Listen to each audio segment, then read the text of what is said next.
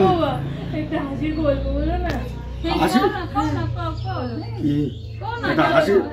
হাসির গল্প শুনতে খুব ইচ্ছা হইতেছে। কি গল্প কমু দেখি দেখি। ওই কেড়ে কেড়ে একটা হাসির গল্প কই।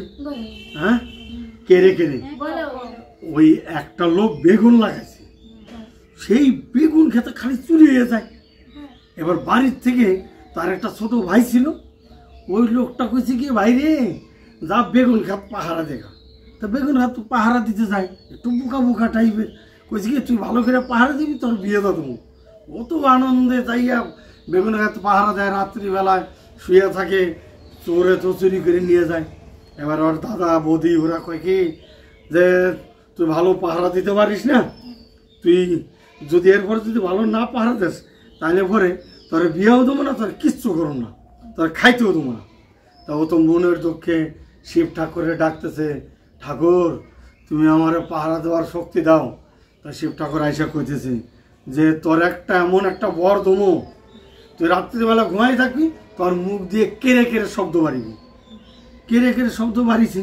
এবার চুর যেই আইসা জমিতে এরকম পা দিছে আর কেড়ে এরকম পা দেয় কেড়ে। এবার চুরে তো ভয় পাইয়া সাইরা তো বাংলাদেশ বর্ডার পার হয়ে গেছে। হ্যাঁ এবার চুরের উপর বাট পার আছে। এবার সেই বাট পারে যাইয়া যেই জমিতে হাত পা দিছে আর কেড়ে করে উঠছে, আর আরেক পা দিছে কেড়ে।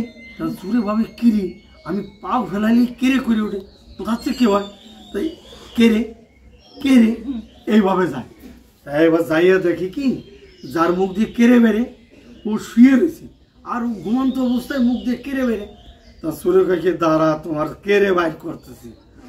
কাছে ছিল গামছা, গামছা মুখের ভিতর ঢুকাই দিয়া বেগুন চুরি করে চলে গেছে।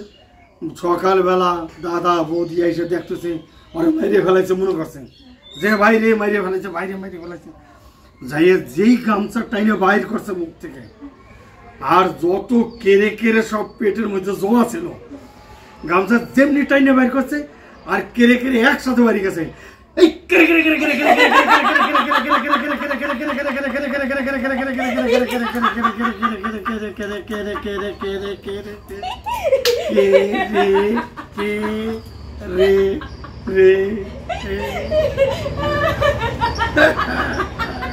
বুঝতে পারছো কেড়ে কেড়ে কারে।